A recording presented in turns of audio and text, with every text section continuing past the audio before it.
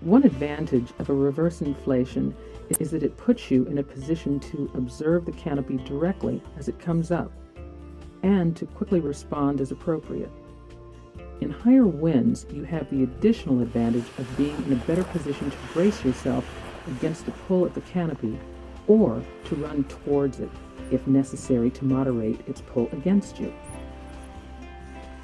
If conditions are smooth and there is no possibility of being pulled unexpectedly into the air by a gust or sudden thermal, you can kite the canopy while reversed and inspect it easily at your leisure.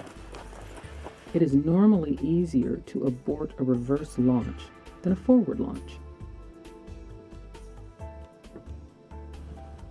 The disadvantages of a reverse inflation are that it is initially more complicated to learn. It is difficult to perform if you do not have sure footing, and it is more difficult than a forward inflation in calm conditions on very shallow slopes. When the winds are blowing strong enough to inflate the glider without forward movement, you can practice kiting. Kiting is a great way to practice canopy inflation, control, and deflation, and is a mandatory skill for the advancing pilot. Like all forms of aviation, most paragliding accidents occur during launch and landing. A safe paraglider pilot must be comfortable inflating, launching, and collapsing the canopy in the conditions he wants to fly in. Nothing better prepares you for handling myriad conditions than kiting practice with a variety of slopes and winds. You should practice kiting not just in the reverse position, but also in the forward position after turning around from a reverse inflation. If the winds are blowing stronger than 5 miles per hour on a slope, you can kite the canopy while standing still, and a reverse inflation is recommended. A reverse inflation is also recommended in lighter winds on slopes that provide for sure footing and have adequate room for the inflation, turnaround, and launch. There have been a lot of different techniques developed for reverse inflation over the years, but we are going to recommend and explain 3 techniques, 2 for calm or light winds and 1 for stronger winds. The key to each of these techniques is that the pilot starts with the correct brake handles in the correct hands, and therefore does not have to let go of the brakes and grab them again when turning to face forward. The variations in technique involve how the pilot holds the risers during layout and initial inflation. Initially, you may find it best to learn a single technique for calm or light winds. Then, once you are comfortable with it, you should learn the other variation.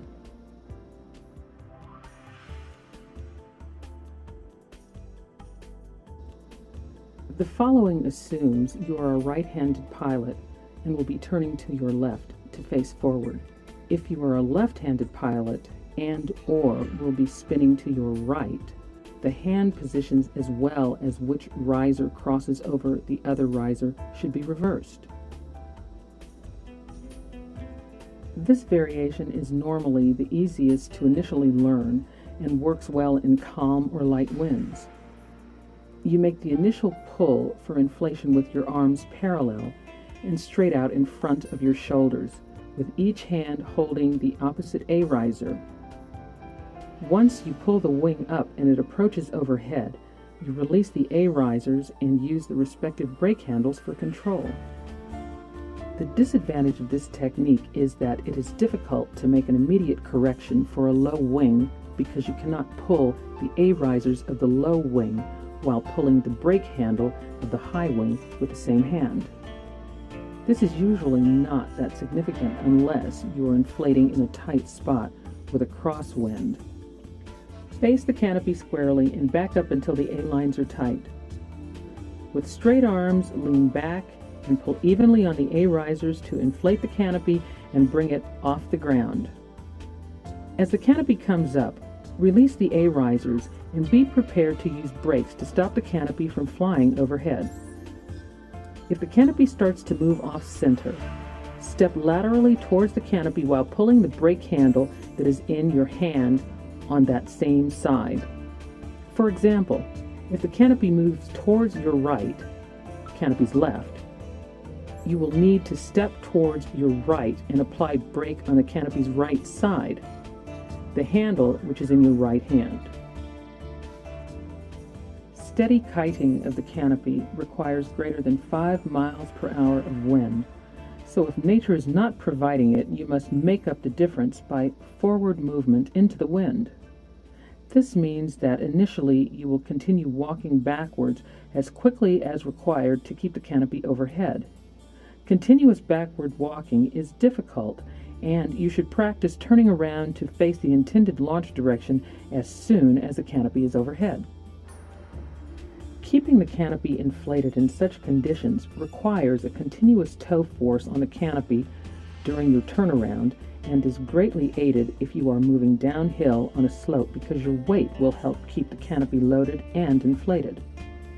A small and smooth brake application is normally required to keep the canopy inflated during the turnaround to the forward kiting position. If there is any wind at all, you may want to get in the practice of spinning back around to face the canopy prior to deflating it.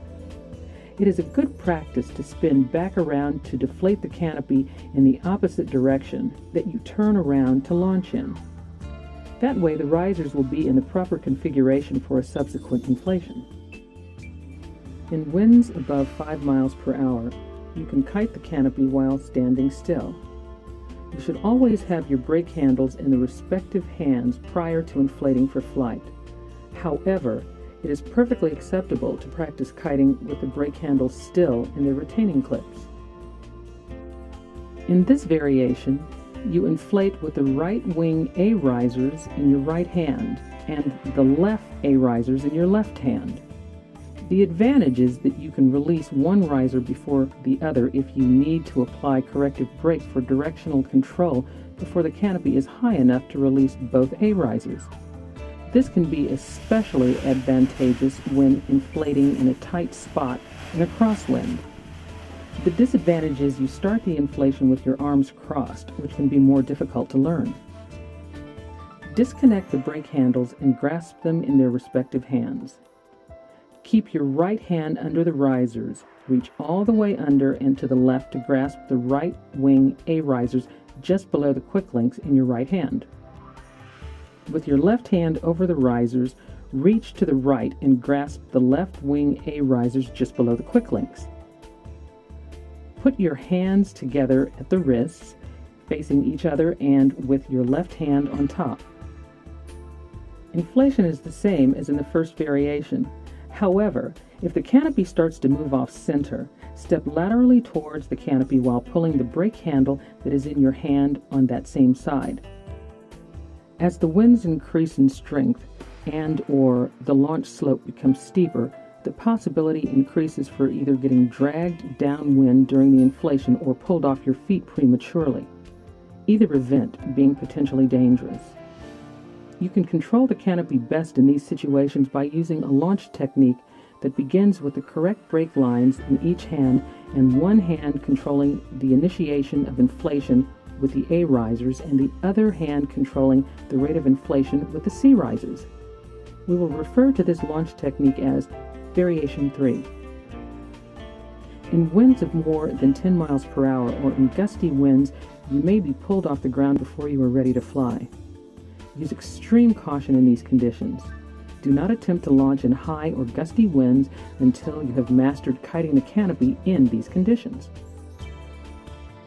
To avoid losing control of the canopy in moderate or stronger winds, you should not spread it out into a horseshoe shape, but instead keep it in a rosette, which is a loosely shaped ball, oriented so that the center section is uphill and facing the wind. Pull the tips out several feet so that the wind will be able to inflate the center section. Gently pull the risers as you walk away from the canopy, freeing the lines. Sort the risers and lines as best you can, ensuring the A risers and lines are on top and the brake lines are on the bottom. You should not open the wing fully to verify that all the lines are free of snags until later, after you have hooked the risers to your harness and you are better able to control the canopy. Hook the risers to the canopy in the reverse position described previously. Facing the canopy, detach the brake handles with the respective hands. Grasp all A risers in your left hand and both C risers in your right.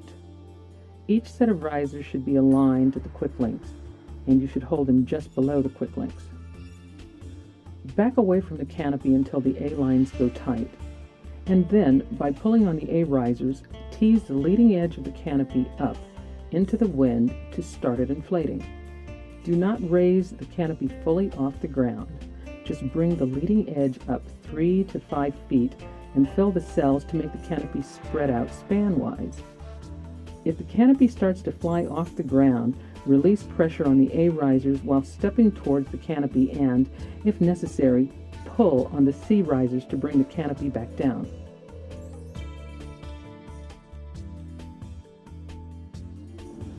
In higher winds, you should only use the inner A risers for the inflation. As the canopy builds into a wall, you will be able to fully verify that the risers and lines are correctly routed and free of snags. If you discover this is not the case, then collapse the wing, bundle it back into a loose rosette as required, and fix the problem.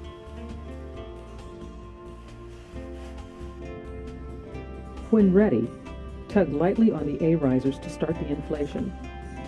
As the canopy comes up, it will pull hard against you. Moderate the rate at which the canopy comes up and the canopy's pull on you by using pressure on the C risers and stepping quickly towards the canopy as necessary. As the winds increase in strength, you need to get the canopy off the ground and overhead quickly. Any hesitation while the canopy is in the high drag region may result in pulling you off of your feet. By the same token, failure to check the canopy as it moves rapidly overhead may result in you being lifted off your feet momentarily with the canopy overshooting into a forward tuck. Use caution as you progress to stronger winds, and do not attempt kiting on slopes until you have demonstrated proficiency on a large, unrestricted grassy field. Regardless of whether you are reverse or forward kiting, maintain a strong lean away from the canopy and an exaggerated knee bend. Always be ready for small gusts that may momentarily lift you off the ground. If you get spun around, lean forward aggressively to keep as much weight forward as possible. If you ever start to lose control of your position, quickly reach up and pull both C risers fully while spinning to face the canopy and running towards it. Sooner or later, while you're trying to inflate or control the canopy on the ground, it's going to come down with a partial twist, with one wingtip flying over the top of the canopy and coming to rest upside down. Simply pull on the brake line on the side of the canopy, which is nose first. This will inflate the canopy from the trailing edge just on that side. The wingtip will fly up and back over to its normal position. A common mistake when inflating is to lean forward at the waist, which can throw you off balance. Anytime your nose, navel, and feet are not in alignment, you lose power. Maintain your balance and alignment by leaning back with a wide stance and bent knees. You want the glider to pull you downwind, but you want to do it in a controlled manner at a rate that is proper for the winds and slopes. The more you lean back, the more you slow your downwind movement. Schools renowned for students with excellent kiting skills teach their pilots to control the canopy by applying differential pressure to the risers through the use of body lean and torso twist to pull down on the rising wing. Here, Torrey Pine's master instructor David Jebb proves the point as he demonstrates a hands-free inflation. Watch again in slow motion. As the glider comes up, he keeps it square by pulling the high wing down. Here, he twists to the right, so the right risers pull down the glider's right wing, which is, of course, to his left during the reverse inflation. Such differential riser control is very effective for canopy control without the added drag caused by brake use, making it easier to hold position in strong winds. If you want to move to your right, dip your right shoulder and lean into the right risers. Stop the turn and reverse it by leaning to your left. We are not encouraging anyone to launch without brakes. We only want to point out that overuse of brakes is a common cause for losing the ability to drive forward. Watch the yellow glider as the pilot pulls it up but stays upright and uses too much brake. He spins around forward with a good torpedo lean but continues to use too much brake to launch and immediately starts drifting backwards. He uses increasingly more brakes as he begins a bit of a lateral oscillation, something easy to induce when hovering close to the ground. The increased brake causes him to lose ground faster. In the meantime, David is simply playing around with minimal braking, showing how he can make forward and reverse progress at will. The other pilot continues his efforts to forward kite with just a bit of brake. Each time the glider starts to bank, it tilts back with more drag.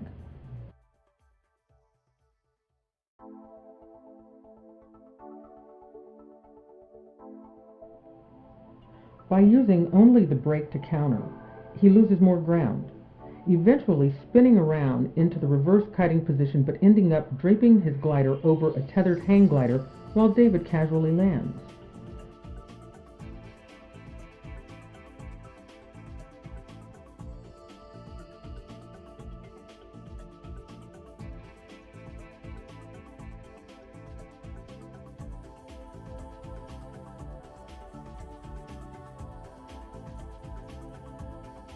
Notice how he steps to the side of the glider as he collapses it with the rear risers. David reinflates and demonstrates kiting with and without brakes.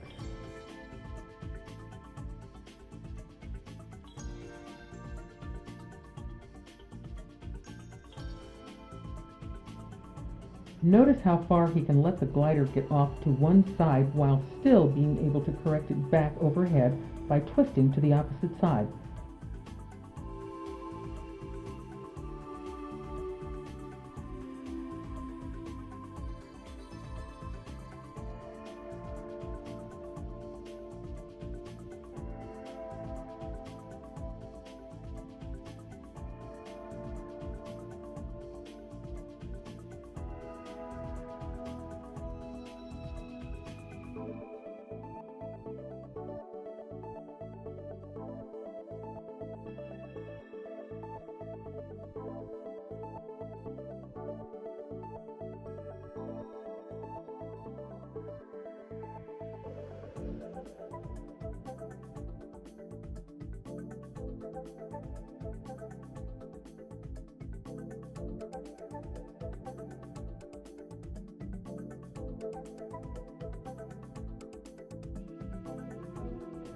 This next pilot inflates successfully but does not lean back and weight the canopy as much as he should.